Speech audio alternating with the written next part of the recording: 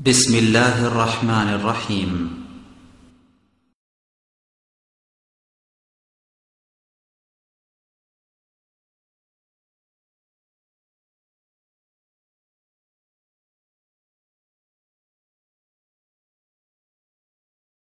شرور أنفسنا ومن سيئات أعمالنا من يهده الله فلا مضل له ومن يضلله فلا هادي له. أشهد أن لا إله إلا الله وحده لا شريك له وأشهد أن محمدًا عبده ورسوله صلى الله تعالى عليه وعلى آله وأصحابه ومن تبعهم بإحسان إلى يوم الدين وسلم تسليما كثيرا. أما بعد فإن خير الحديث كتاب الله وخير الهدي هدي محمد صلى الله عليه وسلم وشر الأمور محدثاتها وكل محدثة بدعة وكل بدعة ضلالة. فقد قال الله تبارك وتعالى في كلامه المجيد بعد أعوذ بالله السميع العليم من الشيطان الرجيم: يا أيها الذين آمنوا قوا أنفسكم وأهليكم نارا. وقال سبحانه وتعالى: ولهن مثل الذي عليهن بالمعروف وللرجال عليهن درجة. وقال النبي الأمين صلى الله عليه وسلم: ألا إن لكم على نسائكم حقا ولنسائكم عليكم حقا. رواه أهل السنن.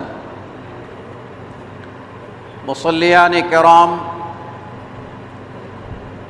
আল্লাহ সুবহানাহু ওয়া তাআলার অমোঘ বিধানের ভিত্তিতে আমরা মানুষ জাতি পৃথিবীতে বিচরণ করছি। মানুষ জাতির আদি পুরুষ আদম ও আদি মাতা হাওয়া আলাইহিমাস সালাম, তাদেরই মাধ্যমে পৃথিবীতে মনুষ্য জাতির ধারা পরিক্রমা চলছে এবং কিয়ামত অবধি চলতে থাকবে। আল্লাহ রাব্বুল আলামিন তার অফুরন্ত নিয়ামতের মধ্যে একটা উল্লেখযোগ্য নিয়ামত হল স্বামী ও স্ত্রীর পারস্পরিক সম্পর্ক ও সম্বন্ধ। এরই মধ্য দিয়ে আল্লাহ তাবারাক ওয়া তাআলা দুনিয়াতে এমন একটা সুন্দর সংস্কৃতি ও সভ্যতার বিকাশ ঘটিয়েছেন যা যারা মেনেছে তারা উপকৃত হয়েছে, ধন্য হয়েছে। পক্ষান্তরে যারা মানতে পারে নাই তারাই পর্যুদস্ত হয়েছে, দিকভ্রান্ত হয়েছে, সমাজে অবহেলিত হয়েছে এবং মনুষ্যত্বের বিপরীতে পশুত্বের স্বভাব ধারণ করে পশুর চেয়েও অধমে নিক্ষিপ্ত হয়েছে। আল্লাহ রাব্বুল আলামিন পবিত্র বন্ধন আমাদের জন্য দিয়েছেন। আমরা জানি ইসলাম আসার প্রাক্কালে জাহেলি যুগে নারীদের কোনো অবস্থানই ছিল না। নারীদেরকে অবমূল্যায়ন করা হতো, সম্পত্তির উত্তরাধিকারী দেওয়া হতো না। এমনকি কোনো কোনো বংশে মেয়ে সন্তান জন্ম নিলে লজ্জায় পিতামাতা প্রকুঞ্চিত হয়ে যেত এবং সন্তানকে তারা জ্যান্ত মাটিতে পুঁতে মেরে ফেলত। জাহেলি যুগে বেশিরভাগই অশ্লীলতা, বেহায়াপনা চরম আকার ধারণ করেছিল। ফলে সমাজ হয়ে গেছিল সম্পূর্ণ বিধ্বস্ত, অপবিত্র ও নোংরা। সেই অপবিত্র ও নোংরামি থেকে জাতিকে উত্তরণের জন্য পবিত্র বৈবাহিক বন্ধন ইসলামে শরীয়ত সম্মত করে দিয়েছে। আর সেখানে পরস্পরের অধিকার নিশ্চিত করে দিয়েছে। আল্লাহ রাব্বুল আলামিন কোরআনে কারীমে বলছেন, ওয়ালাহুন্না মিসলুল্লাযী আলাইহিন্না বিল মা'রুফ ওয়ালিররিজালি আলাইহিন্না দারাজাহ। নারীদের ন্যায়সঙ্গত অধিকার স্বামীদের কাছে আছে। অর্থাৎ ইসলাম নারীদেরকে ন্যায়সঙ্গতভাবে সংসারে প্রতিষ্ঠিত করেছে, সমাজে প্রতিষ্ঠিত করেছে, পৈতৃক সম্পত্তিতে উত্তরাধিকারিণী বানিয়েছে, স্বামীর সম্পত্তিতে উত্তরাধিকারী বানিয়েছে, মায়ের হিসাবে সন্তানের সম্পত্তিতে ওয়ারিশ বানিয়েছে এবং মাতৃমর্যাদা দিয়ে উন্নত করেছে নারী জাতিকে। আল্লাহ তাবারাকা ওয়া তাআলা বলছেন যে নারীদের অধিকার আছে, ন্যায়সঙ্গত অধিকার, অনধিকার নয়, যে ন্যায়সঙ্গত অধিকারের বাইরে ক্ষমতা পেয়েছি বলে সমান অধিকার দাবি করে পুরুষের উপরে বাগাড়ম্বর করবে, অহংকার করবে, আস্ফালন করবে, এই দৃষ্টতা নারীদেরকে দেওয়া হয় নাই, এই সুযোগ নাই। বরং আল্লাহ বলছেন নারীদের ন্যায়সঙ্গত অধিকার আছে। ওলির রিজালি আলাইহিন্না দারাজাহ, পক্ষান্তরে পুরুষদের জন্য আল্লাহ রাব্বুল আলামিন নারীদের উপরে কর্তৃত্ব দান করেছেন, মর্যাদা দান করেছেন। কাজেই মূল ভিত্তি যদি আমরা অনুসন্ধান করি তাহলে দেখতে পাব আল্লাহ তাবারাকা ওয়া তাআলা প্রথম সৃষ্টি করেছেন পুরুষ, আর পুরুষের মধ্য থেকে সৃষ্টি করেছেন নারী। কেন সৃষ্টি করেছেন সে কথাও তিনি বলেছেন, লিতাসকুনু ইলাইহা, যেন তোমরা ওই স্ত্রীর কাছে গিয়ে প্রশান্তি পাও। স্ত্রী হবে সেবিকা, স্ত্রী হবে প্রশান্তি দায়িনী, সংসারে শৃঙ্খলার রূপকার হবে স্ত্রী। স্বামী কর্মক্লান্ত হয়ে যখন ঘরে ফিরবে তখন স্ত্রী দেখে যেন সন্তুষ্ট হয়, তার ক্লান্তি দূর হয়, অবসাদ দূর হয় এবং সংসার জীবনে সুখ ফিরে আসে। প্রিয় নবী মুহাম্মদুর রাসূলুল্লাহ সাল্লাল্লাহু আলাইহি ওয়াসাল্লাম তার ঐতিহাসিক বিদায় হজ্জের ভাষণে নারীদের অধিকার সম্পর্কে চমৎকার দুটি কথা বলেছেন। একটি কথা হলো, আলা ইন্না লাকুম আলা নিসাইকুম হাক্কা ওয়া লিনিসাইকুম আলাইকুম হাক্কা। এই কথা জেনে রাখো, তোমাদের উপরে তোমাদের স্ত্রীদের হক রয়েছে এবং স্ত্রীদের উপরেও তোমাদের হক রয়েছে। হকটি পারস্পরিক, একে অন্যে মিলে অধিকার প্রতিষ্ঠা। স্বামীর যেরকম স্ত্রীর উপরে অধিকার আছে, স্ত্রীরও এই ঘরে অধিকার আছে। এমনকি রাসূল সাল্লাল্লাহু আলাইহি ওয়াসাল্লাম তার জীবনের অন্তিম মুহূর্তে যে ওসিয়ত করে গেছেন তার উম্মতকে, ওসিয়তের মধ্যে একটা ওসিয়ত ছিল সালাত সম্পর্কে, যে সালাত, যাকে আমরা নামাজ বলি, সালাত, সাবধান সালাত। আর আরেকটা ওসিয়ত ছিল ওমা মালাকাত আইমানুকুম, তোমাদের অধীনস্থ যে সমস্ত নারীরা থাকবে তাদের অধিকারের ব্যাপারে তোমরা সজাগ ও সচেতন থাকবে, তাদেরকে কখনো অধিকার বঞ্চিত করবে না। আজকের এই খুতবায় আমরা সংক্ষিপ্তভাবে আলোচনা করব স্বামী স্ত্রীর পারস্পরিক অধিকার কি। স্বামী স্ত্রীর পারস্পরিক অধিকার হলো পরস্পরে আমানত সংরক্ষণ করবে। স্বামী স্ত্রীর কাছে আমানত, স্ত্রী স্বামীর কাছে আমানত। পরস্পরের আমানত সংরক্ষণ করবে। তাদের কাছে আছে বিশ্বাসের বন্ধনের আমানত, তাদের কাছে আছে দৈহিক আমানত, তাদের কাছে আছে সন্তান সন্ততি আমানত, তাদের কাছে আছে ধন সম্পদ আমানত, তাদের কাছে আছে স্বামীর গোপন তথ্যের আমানত। সব কিছুকে সংরক্ষণ করা প্রথম কর্তব্য। স্বামী সেটা সচেতন দৃষ্টিতে খেয়াল রাখবে, স্ত্রীও সচেতন দৃষ্টিতে খেয়াল রাখবে কোনো অবস্থাতেই যেন আমানতের খেয়ানত না হয়। কেননা আমানতের খেয়ানত করা মুনাফিকি, আমানতের খেয়ানত করা ঈমানহীনতার লক্ষণ। তাই আমানতের প্রতি যত্নবান হতে হবে। দ্বিতীয়ত, পরস্পরে প্রেম, প্রীতি, ভালোবাসা ও মহব্বতের বন্ধনে আবদ্ধ থাকতে হবে। জেনে নিতে হবে যে এই স্বামী স্ত্রীর পবিত্র বন্ধন আল্লাহর নামে আমরা গ্রহণ করেছি, দ্বীনে মুহাম্মদের ভিত্তিতে আমরা গ্রহণ করেছি। সুতরাং পরস্পরের দায়িত্ব সম্পর্কে সকল সচেতন থাকতে হবে। আল্লাহ রাব্বুল আলামিন বলেছেন, ওমিন আয়াতিহি আন খালাকা লাকুম মিন আনফুসিকুম আজওয়াজা। আল্লাহর নিদর্শন সমূহের মধ্যে উল্লেখযোগ্য একটি নিদর্শন হলো তিনি তোমাদের মধ্য হতে তোমাদের স্ত্রীদেরকে সৃজন করেছেন, লিতাসকুনু ইলাইহা, যেন তোমরা স্ত্রীদের কাছে প্রশান্তি পাও, ওয়া জাআলা বাইনাকুম মাওয়াদ্দাতান ওয়া রাহমাহ, আর তোমাদের মধ্যে স্থির করে দিয়েছেন মহাব্বত, প্রেম, প্রীতি, ভালোবাসা এবং দয়াগুণ, রহমত সৃষ্টি করে দিয়েছেন। প্রেমের বন্ধনে পরস্পরে আবদ্ধ থাকবে এবং মহাব্বতের বন্ধনেও পরস্পরে আবদ্ধ থাকবে। অনুরূপ দয়াগুণ নিয়ে একজন আরেকজনের প্রতি সহানুভূতিশীল হবে। এটাই আল্লাহ রাব্বুল আলামিনের চাওয়া। আল্লাহ রাব্বুল আলামিন চান পৃথিবীতে মানুষেরা সুখের সংসার গড়ে তুলুক, সুখে শান্তিতে বসবাস করুক। সেজন্যই আল্লাহ রাব্বুল আলামিন আইন কানুন বিধিবিধান দিয়েছেন যেন মানুষ পশুত্বের স্বভাবে পরিণত না হয়, মনুষ্যত্বের বিসর্জন দিয়ে মানুষ যেন হায়নার মতো যেন না হয়ে যায়, বরং শৃঙ্খলা মণ্ডিত জীবনযাপন করে। তাই স্বামী স্ত্রী পরস্পরে সে অধিকার সম্পর্কে সচেতন থাকতে হবে।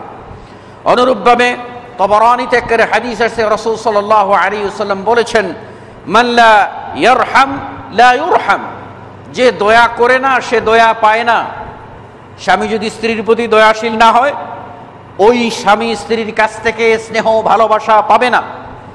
অনুরূপভাবে স্ত্রী যদি স্বামীর প্রতি রহমদিল না হয়, স্বামীর প্রয়োজনের প্রতি নজর না রাখে, স্বামীর প্রতি খেয়াল না রাখে, যত্নবান না হয়, তাহলে ওই স্বামীও স্ত্রীকে কোনোদিন ভালোবাসবে না। তাই আমি যদি আপনাকে সম্মান করি, আপনি আমাকে সম্মান করবেন। আমি যদি সালাম দেই, আপনি আমার সালামের জবাব দেবেন। আমি যদি সালাম দিতে থাকি, তাহলে একদিন না একদিন আপনি সালামের জবাব তো দেবেনই, আরেকদিন হয়তো আপনি চেষ্টা করবেন আগে সালাম দিতে। এটাই হলো নিয়ম।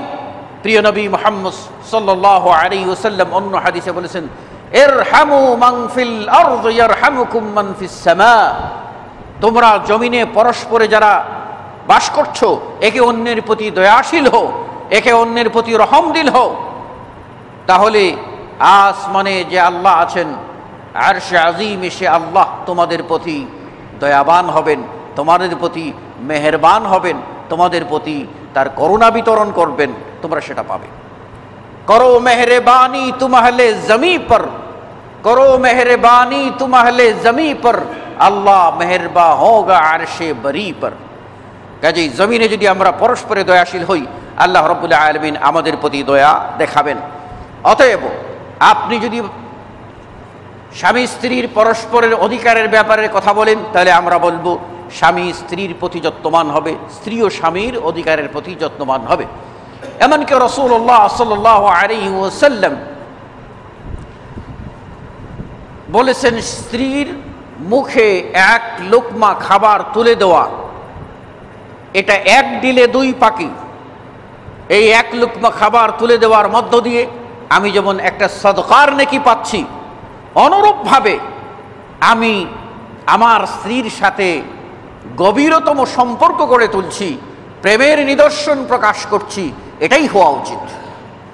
বর্তমান এই সমাজে নারীরা বেহায়াপনার দিকে চলে যাওয়ার কারণে পুরুষেরা নারীদেরকে ভালোবাসতে সেভাবে পারছেন না, নারীরাও স্বামীদের কাছ থেকে ভালোবাসা আদায় করে নিতে পারছে না। ফলে সংসারে কলহ ও দ্বন্দ্ব বিরাজ করছে। অশান্তির মূল কারণ হলো স্বামী স্ত্রীর পারস্পরিক দ্বন্দ্ব।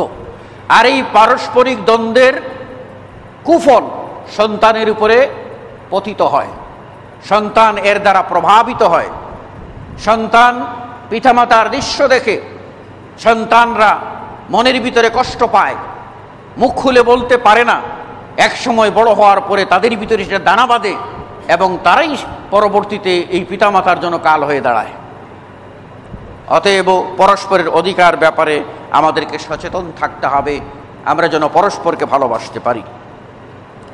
দ্বিতীয়ত যে বিষয় হলো স্ত্রীর অধিকার, স্ত্রীর কিছু অধিকার আছে, সেই অধিকার সম্পর্কে আমাদেরকে সচেতন থাকতে হবে। এক নম্বর হলো, স্ত্রীদের প্রতি আমরা ভালো ব্যবহার করব, ন্যায়সঙ্গত ব্যবহার করব। তাদেরকে আমরা দাসী মনে করব না, তাদেরকে আমরা কিনে এনেছি মনে করব না, বরং তাদেরকে আমরা মহারণা দিয়ে সম্মান দিয়ে ঘরে তুলেছি। তারা আমার জীবন সঙ্গিনী, আমার সংসারের সুখে দুঃখের সাথী হলো আমার স্ত্রী, সেটা মনে রাখতে হবে। এই জন্য আল্লাহ বলছেন, ওয়াশিরুহুন্না বিল মা'রুফ, তোমরা স্ত্রীদের সাথে ন্যায়সঙ্গতভাবে সংসার যাপন করো, তাদের সাথে ব্যবহার করো, তাদের সাথে উত্তম আচরণ করো, এটা আল্লাহর নির্দেশ। এরপর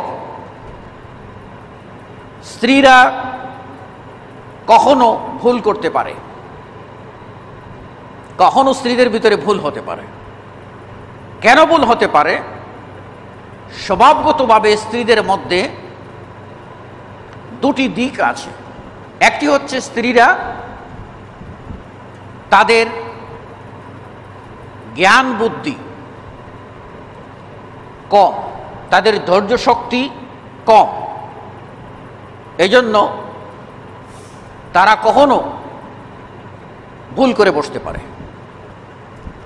আবার তাদের মধ্যে বিভিন্ন সময়ে বিভিন্ন কারণে তারা পুরুষের মতো সেই রকম সলাত সিয়াম আদায় করতে পারে না। তাদের মাসিক প্রতিবন্ধকতা আছে, সন্তান প্রসব এবং তার উত্তর প্রতিবন্ধকতা আছে, নানাবিধ কারণেই তারা অনেক ঝুপঝামেলা বরদাস্ত করেন। সেই হেতু নারীদের মধ্যে কিছু ত্রুটি পরিলক্ষিত হতে পারে। সেই ত্রুটি যদি পাওয়া যায় তাহলে স্বামীদের অধিকার আছে স্ত্রীদেরকে শাসন করা, কিন্তু এই শাসনটি যেন সীমালঙ্ঘন না হয়। শাসনটির সীমা আছে, সেই সীমার ভিতরেই তাকে শাসন করতে হবে। আল্লাহ রাব্বুল আলামিন সূরা আন-নিসা এ বলেছেন, ওয়াল্লাতী তাখাফুনা নুশুজাহুন্না ফাইযুহুন্না। যদি স্বামীরা মনে করো যাদের সম্পর্কে, যে সমস্ত স্ত্রীদের সম্পর্কে যে তারা আঁকা পাকা পথে যেতে পারে, খেয়ানত করতে পারে, সমস্যা ঘটাতে পারে, আল্লাহ বলছেন ফাইযুহুন্না, তাদেরকে নসিহত করো, তাদেরকে বুঝাও, তাদেরকে সাবধান ও সতর্ক করো। কথায় যদি তারা সাবধান না হয়, উপদেশ যদি তারা গ্রহণ না করে, তাহলে বাস্তবিক পদক্ষেপ গ্রহণ করো। আর বাস্তব পদক্ষেপের মধ্যে আল্লাহ বলছেন ওয়াহজুরুহুন্না ফিল মাযাজি, স্ত্রীদেরকে বিছানা আলাদা করে দাও।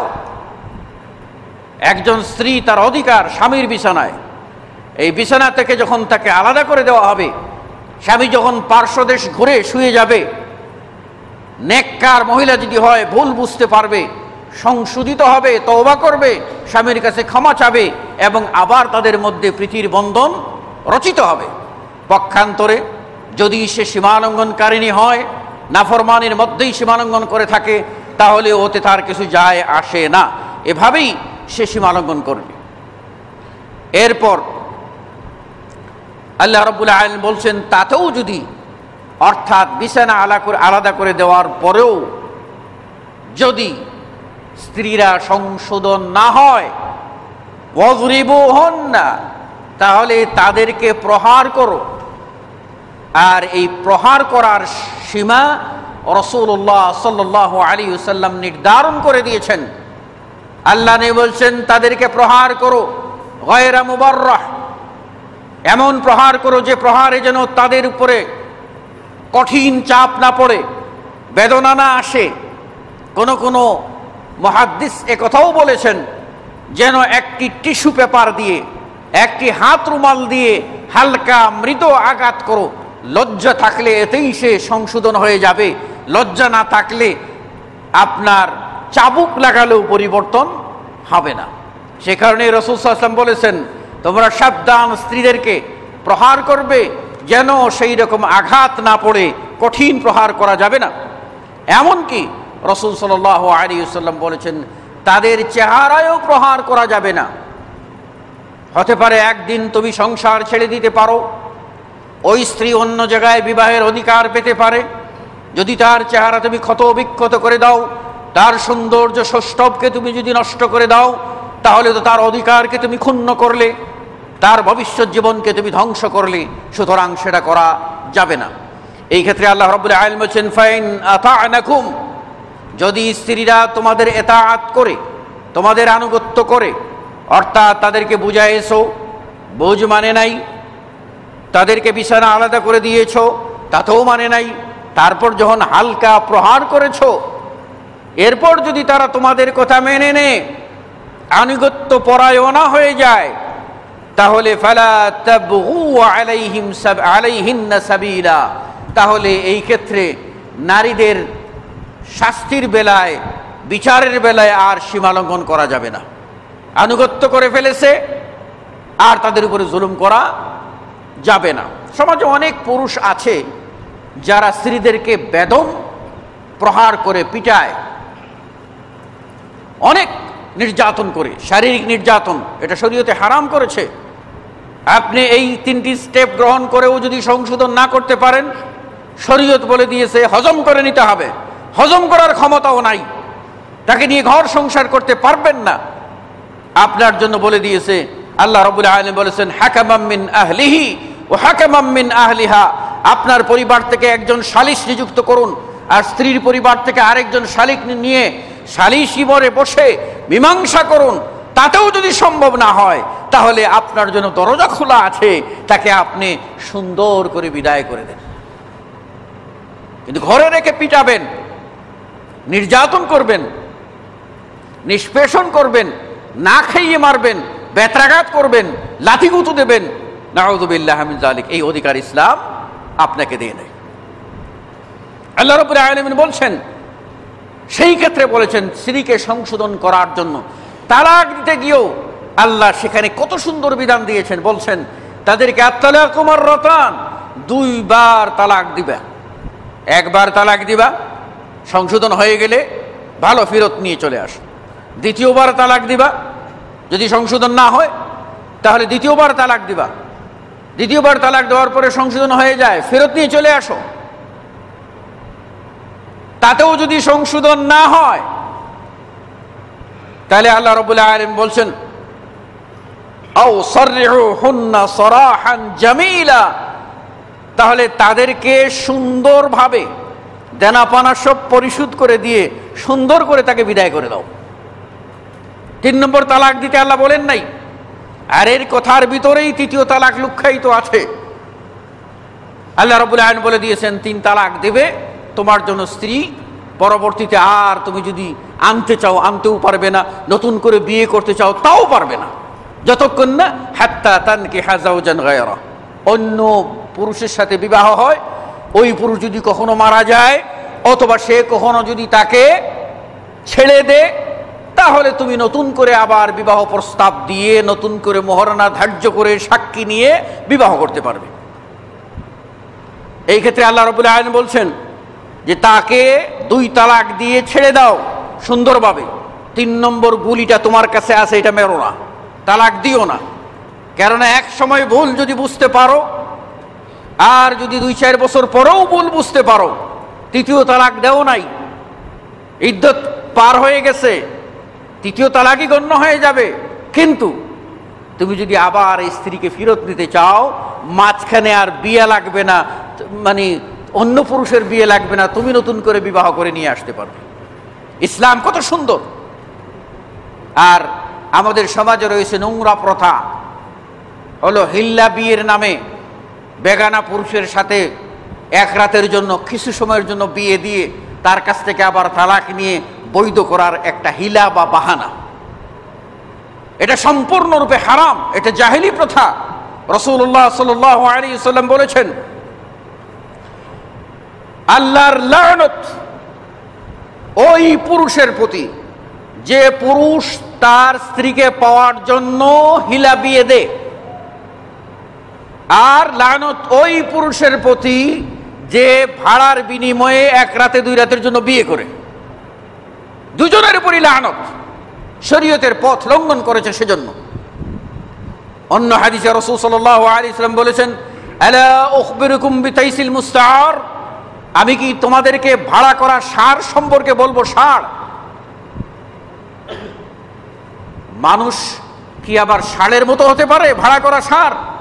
রাসূল সাল্লাল্লাহু আলাইহি ওয়াসাল্লাম বললেন, সেটা হলো ওই লোক, ওই পুরুষ যে হিল্লা বিবাহ করে, অর্থাৎ অন্যের জন্য বৈধ করে দেওয়ার জন্য কন্ট্রাক্ট ভিত্তিক যে বিবাহ হয়, এই বিয়ে যে করে সে হলো ভাড়া করা ষাঁড়।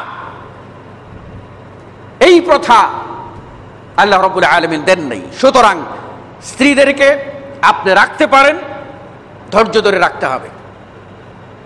কেননা রাসূল সাল্লাল্লাহু আলাইহি ওয়াসাল্লাম অন্য হাদিসে বলেছেন যে স্ত্রীদেরকে তোমরা নসিহত করো, তবে বেশি টাইট করতে যাইও না, কেননা ওরা বাঁকা, বেশি টাইট করতে গেলে ভেঙ্গে যাবে। অন্য হাদিসে রাসূল সাল্লাল্লাহু আলাইহি ওয়াসাল্লাম বলেছেন, তাদের কিছু দোষ আছে বটে, কিন্তু এমনও কোনো গুণ আছে সে গুণ হয়তো তোমাকে প্রশান্তি দিতে পারে। অনেক সময় দেখা যায় একজন স্ত্রী কালো, তো কালো একটা দোষ, কালো কোনো দোষ নয়, তারপরেও স্বামী পছন্দ করে না, কিন্তু দেখা যায় এই স্ত্রী ঘরের ভিতরে একটা বরকত স্বরূপ, আসলো ঘরের ভিতরে ব্যবসা বাণিজ্য বরকত হচ্ছে।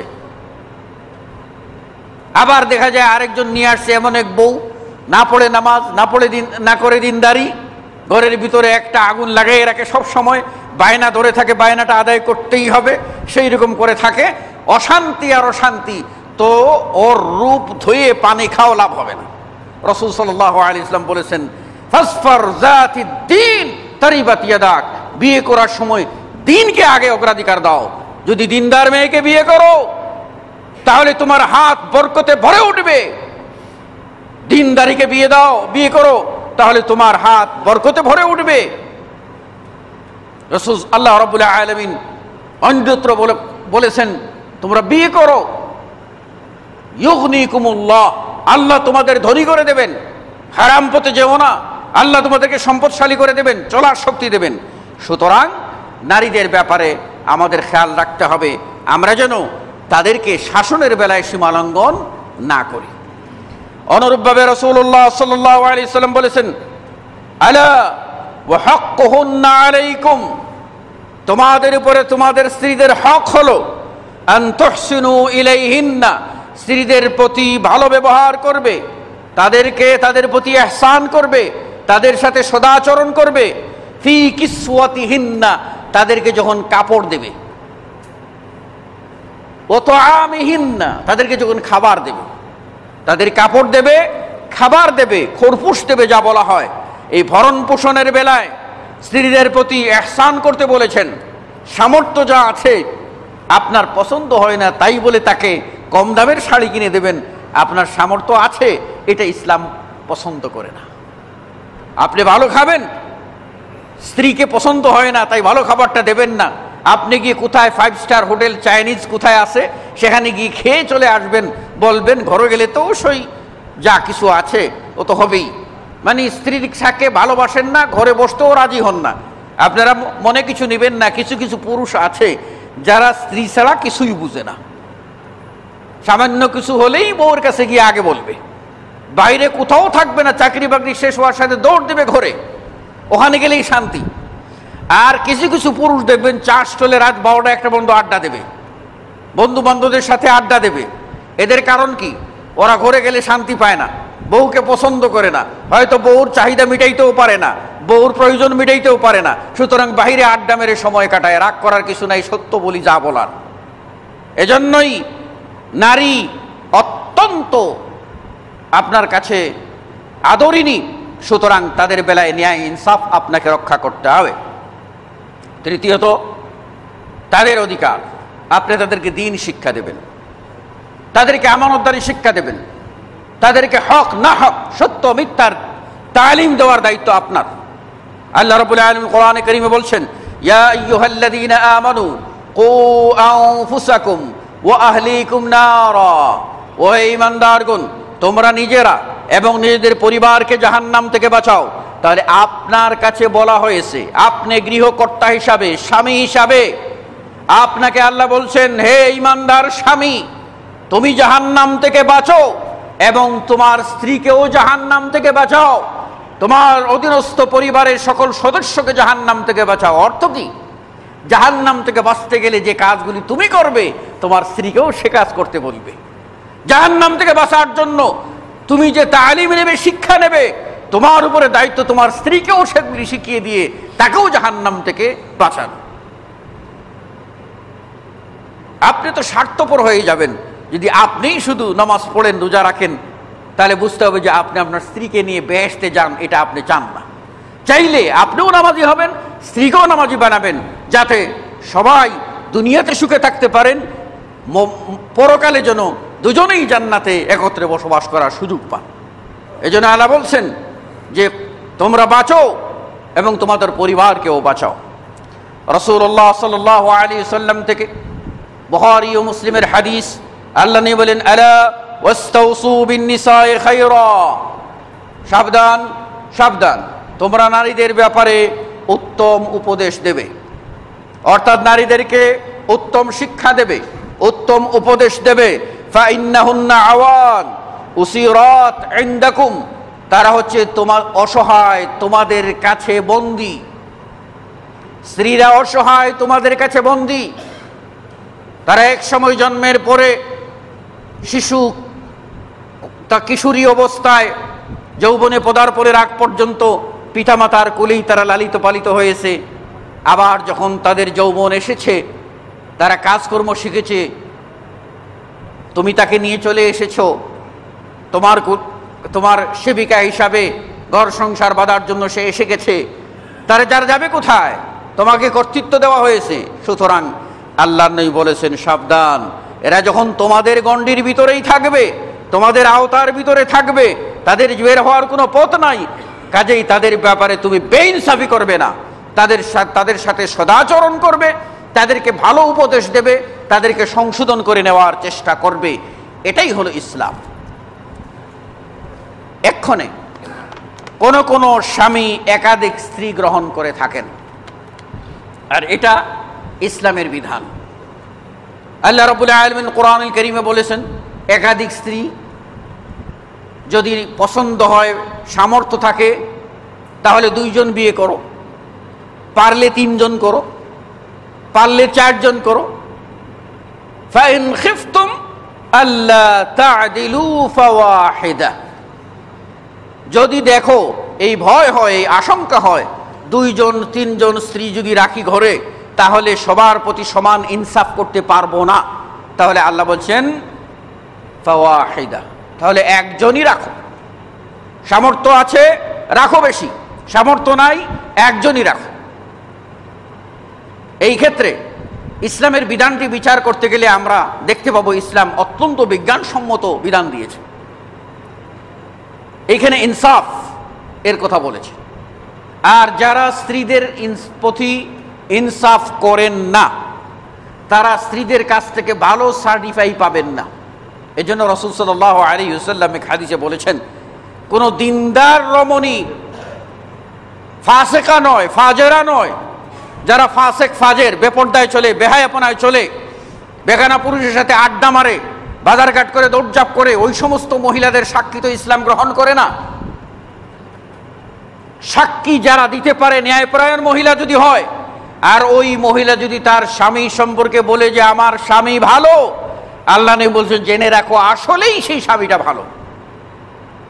কারণ স্ত্রী জানে ওই স্বামীর সব কিছু, আয় কতটুকু আছে, সামর্থ্য কতটুকু আছে, সবই জানা আছে।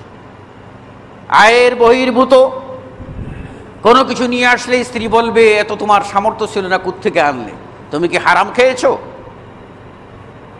তাহলে দিনদার মহিলা হলে সেটা ধরবে। কাজেই ওই দিনদার মহিলা ছাড়া একজন পুরুষ সম্পর্কে যথার্থ সার্টিফাই করার আর কেউ না, আর কেউ করতে পারবে না। কেননা ঘরের ভিতরে একাকী নির্জনে কি কাজ করে সে খবর রাখার একমাত্র অধিকার রাখে স্ত্রী। তাই ওই স্ত্রী যদি বলে আমার স্বামী ভালো, নিশ্চয়ই ভালো। স্ত্রী যদি বলে স্বামী খারাপ, তো মনে করতে হবে নিশ্চয়ই স্বামীটা খারাপ। তবে নারীরাই অধিকার পেয়ে আপনারা মনে করবেন না যে স্বামী যখন পছন্দ হয় নাই তাহলে আমি এটা 12:30 বাজাই দিই, আমি এটা বলে দিই যে আমার স্বামীটা ভালো না।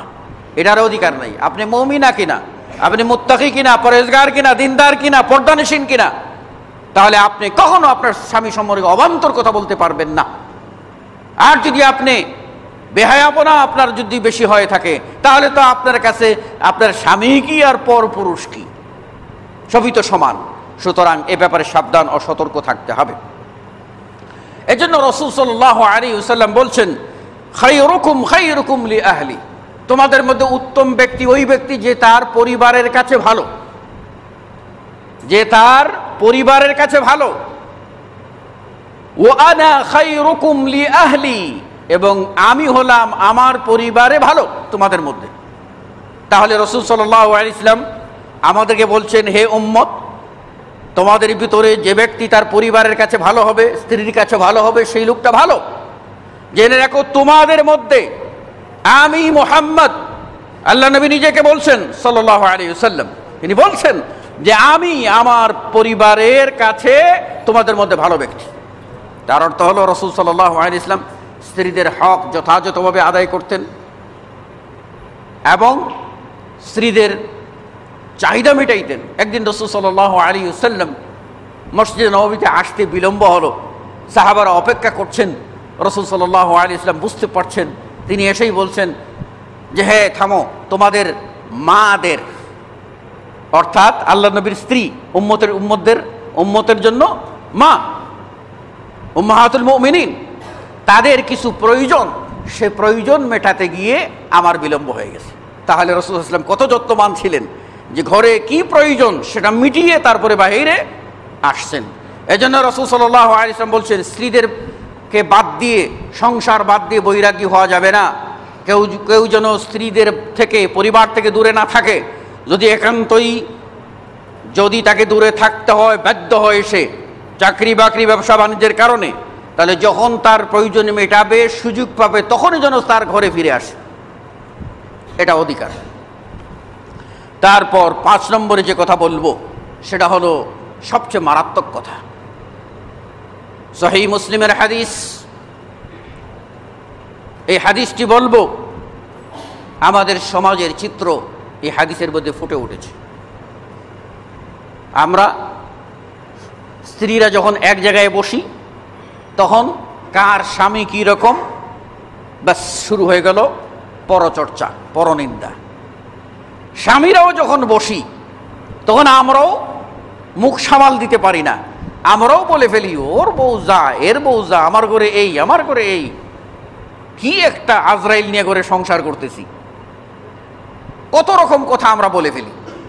স্বামীও এরকম বলে, স্ত্রীও এরকম বলে। এই ব্যাপারে রাসূল সাল্লাল্লাহু আলাইহি ওয়াসাল্লাম বলেন, ইন্না মিন শাররিন নাস ইনদাল্লাহি মানজিলাতান ইয়াউমাল কিয়ামাহ, ইন্না মিন শাররিন নাস ইনদাল্লাহি মানজিলাতান ইয়াউমাল কিয়ামাহ, কিয়ামতের দিনে আল্লাহর কাছে মানুষের মধ্যে সবচেয়ে নিকৃষ্ট ব্যক্তি, মানে স্থান পাবে, নিকৃষ্ট স্থান আল্লাহর কাছে কিয়ামতে ওই পুরুষ আর-রাজুলু ইউফজি ইলা ইমরাআতিহি, যে পুরুষ তার স্ত্রীর সাথে কানাকানি করে, কথা বলে, সংসার করে, বসবাস করে, আর সে এসে বাহিরে স্ত্রীর গোপন কথাগুলি মানুষের কাছে প্রকাশ করে দেয়। ও তুফজি ইলাইহি, আর সবচেয়ে নিকৃষ্ট নারী ওই নারী যে নারী স্বামীর সাথে সংসার করে স্বামীর গোপন কথাগুলি, দুর্বলতাগুলি, সমস্যাগুলি কোথায় আছে সেগুলি চিহ্নিত করে মানুষের কাছে প্রচার করে বেড়ায়, বলে বেড়ায়, স্বামীর দোষ বলে বেড়ায়। এই লোকগুলি অত্যন্ত নিকৃষ্ট লোক। তাহলে এতে আমরা বুঝতে পারলাম রাসূল সাল্লাল্লাহু আলাইহি ওয়াসাল্লাম বলেছেন, আমাদেরকে সাবধান করে দিয়েছেন যে স্বামী স্ত্রীর পরস্পরের সম্পর্কে, একজন আরেকজন সম্পর্কে আমানতদার হতে হবে। কখনো তারা যেন আমানতের খেয়ানত না করে। অথচ দেখা যায় আমাদের সমাজ তার উল্টা। আমাদের সমাজে আমরা নিজেরা এই শর্তগুলি মেনে চলি না, স্বামী স্ত্রীর অধিকার কি সেটাও আমরা বুঝি না, বরং পরস্পরে আমানত খেয়ানত করছি। এবার আসুন সংক্ষেপে বলবো, স্বামীর কিছু অধিকার আছে স্ত্রীর উপরে। এতক্ষণ তো স্ত্রীরা নিলেন, এবার স্বামীদের কিছু অধিকার আছে, সেটা একটু শুনুন। স্বামীর আনুগত্য করতে হবে, আর আনুগত্যের শর্ত হলো স্বামী যদি শরীয়তের ভিতরে কোনো আদেশ দেয় তাহলে ওই আদেশ মানতে স্ত্রী বাধ্য। শরীয়তের বাইরে যদি কোনো আদেশ দেয়, শিরকির আদেশ দেয়, কুফরির আদেশ দেয়, বেদাতের আদেশ দেয়, নাফরমানির আদেশ দেয়, বেহায়াপনার দিকে আদেশ করে, শরীয়তের বাইরে আদেশ, ওই ক্ষেত্রে স্ত্রী বাধ্য নয়। কেননা আল্লাহ রাসূল সাল্লাল্লাহু আলাইহি ওয়াসাল্লাম বলেছেন, লা তাআতা লিমাখলুকিন ফি মাসিয়াতিল খালিক, আল্লাহর নাফরমানির কাজে কোনো মানুষের আনুগত্য করা যাবে না।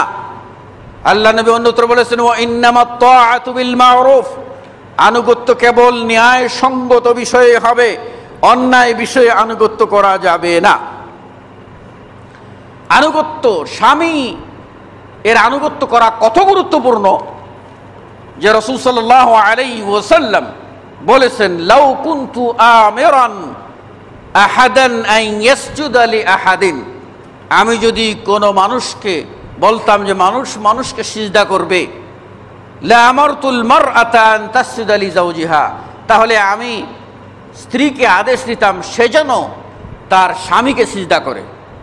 কিন্তু ওয়া আন্নাল মাসাজিদা লিল্লাহি ফালা তাদউ মা'আল্লাহি আহাদা, সিজদা একমাত্র হকদার আল্লাহর, আল্লাহ ছাড়া আর কারো কাছে মাথা নত করা যাবে না। এই হাদিস দ্বারা গুরুত্ব বোঝানো হয়েছে স্বামীর কত গুরুত্ব। আমাদের পার্শ্ববর্তী দাদাদের দেশে যান, সেখানে দেখবেন স্বামীকে স্ত্রীরা দেবতা মনে করে, দেবতা মনে করে চরণদুলি নে, শাঁখা সিঁদুর পরিয়ে আর পরস্পরে বরণ করে নিয়ে স্বামীর চরণের ধোয়া, পা ধোয়া পানি পান করে স্বামীর বশ্যতা স্বীকার করে দেবতার আশীর্বাদ নেয়। এত গুরুত্ব তারা দেয়। আমরা এর উল্টা হয়ে গেছি। এখন আমাদের দেশের স্বামীরা মানে স্ত্রীরা স্বামীদেরকে পাত্তাই দিতে চায় না। পাত্তা দেয় কতক্ষণ পর্যন্ত?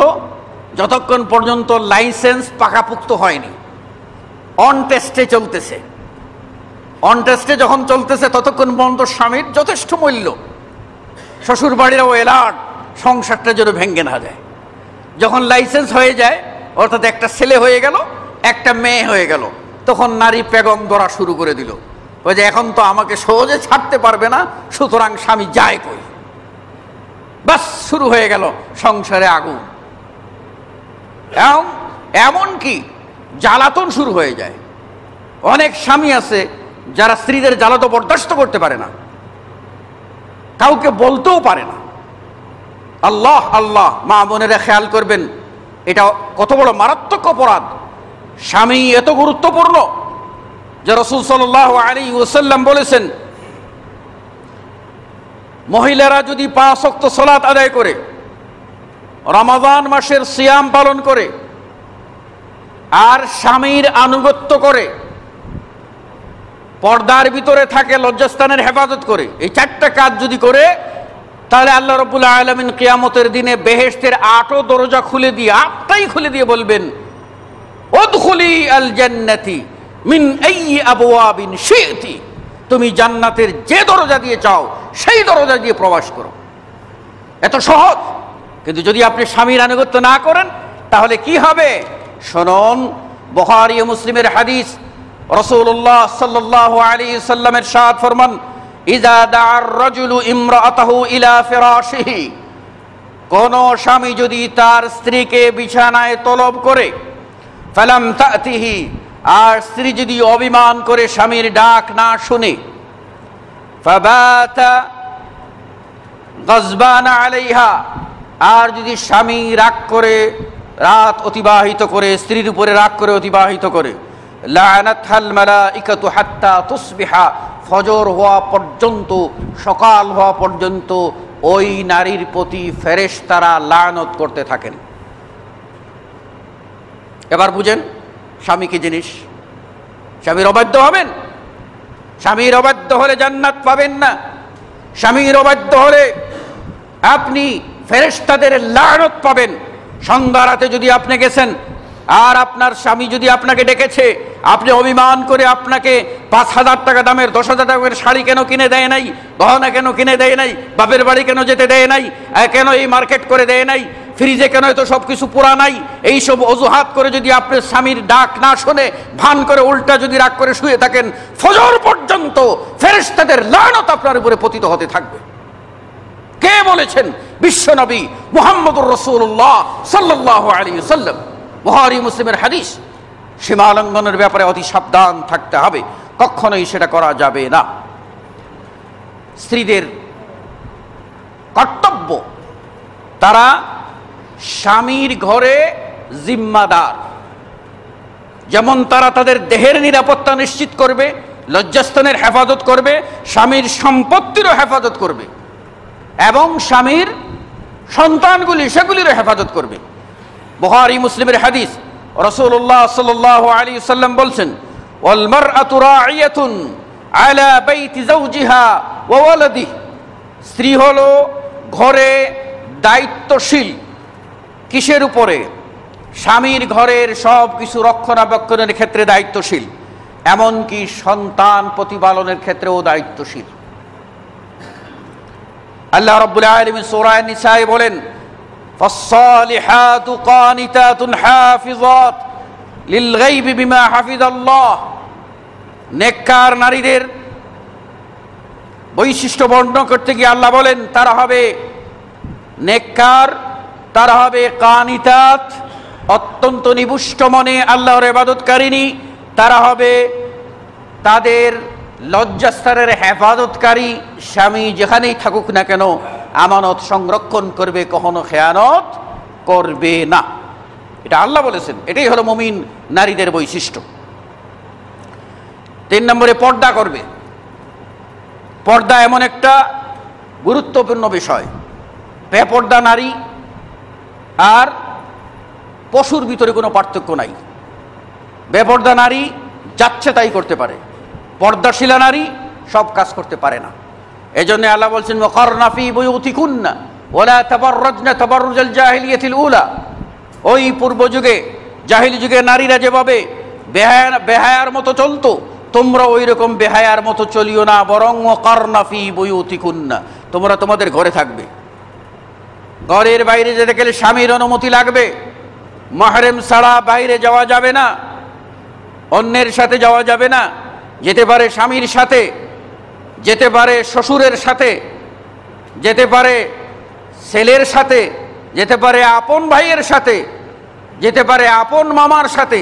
চাচতো মামার সাথেও যাওয়া যাবে না, চাচাতো ভাইয়ের সাথেও যাওয়া যাবে না, চাচতো চাচার সাথেও যাওয়া যাবে না। কেননা তারা বিবাহ করতে পারে। যারা বিবাহ করতে পারে তারা যে কোনো সময় দাঁত বসায় দেবে, যে কোনো সময় সর্বনাশ ঘটিয়ে দেবে। সেজন্য আল্লাহ নিরাপদ মনে করেন নাই, আল্লাহ নিরাপদ মনে করেছেন স্বামীর সাথে যাও, আপন ছেলের সাথে যাও, আপন ভাইয়ের সাথে যাও, তাদের কাছে তোমরা পবিত্র, তোমাদের পবিত্রতা রক্ষায় তারা যত্নবান হবে। কত বড় সতর্ক! কাজেই এ ব্যাপারে সতর্ক থাকতে হবে। বরং আল্লাহ রাব্বুল আলামিন কোরআনে বলেছেন, ফালা তাখযা'না বিল কওল। নারীরা যখন কথা বলবে সেজন্য তারা কথা বলার সময় মিষ্টি কথা না বলে। আপনারা খেয়াল করেন, সলাতের মধ্যে ইমাম সাহেব যদি ভুল করে, তাহলে মুক্তাদিদের জন্য অধিকার আছে, তারা সেখানে কি করবে? লুকমা দেবে, সতর্ক করবে, আওয়াজ করে বলবে সুবহানাল্লাহ। তার মানে ইমাম সাহেব ভুল করে ফেলেছেন, সাবধান হন। কিন্তু নারীরা যদি পিছনে থাকে তাহলে নারীরা সুবহানাল্লাহ বলতে পারবে না। কেন? এটা তাসবিহ। তারপরেও বলতে পারবে না কেন? যে নারীর কণ্ঠ উপস্থিত মুসল্লিদের জন্য ফিতনার কারণ হতে পারে, পুরুষের জন্য ফিতনার কারণ হতে পারে। সেই কণ্ঠটা তাদের জন্য নিষেধ। কিন্তু ইমাম সাহেব ভুল করছেন তাই বলে তারা চুপ থাকবে না। শরীয়ত সেখানে বলছে তারা কি করবে? হাত দ্বারা তুড়ি মারবে, আওয়াজ দেবে, কিন্তু তারা মুখ দিয়ে তারা কিছু বলবে না।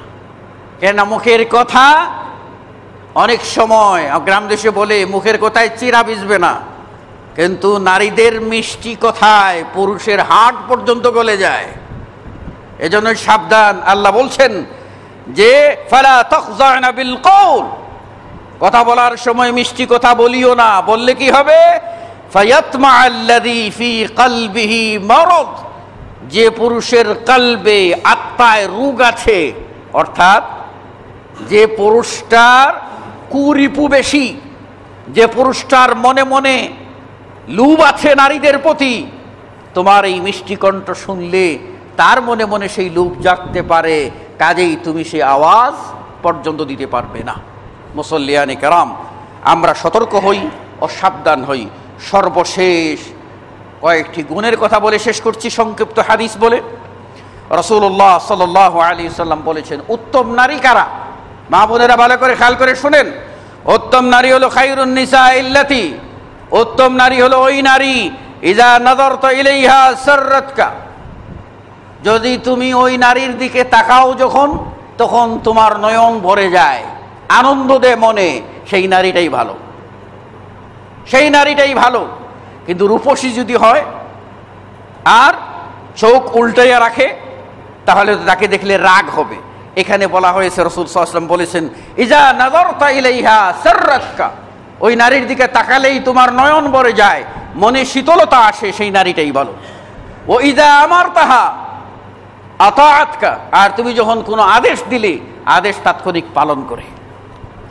ও ইযা গিবতা আলাইহা, যখন তুমি প্রয়োজনে মানে স্ত্রীর কাছ থেকে দূরে চলে যাও, দূরে চলে গেছো, হাফিজাতকা ফি নাফসিহা ওয়া মালিক, সে তোমার জন্য তোমার মালগুলির যত্ন করবে এবং তার নফসেরও যত্ন করবে, অর্থাৎ লজ্জাস্থানের হেফাজত করবে।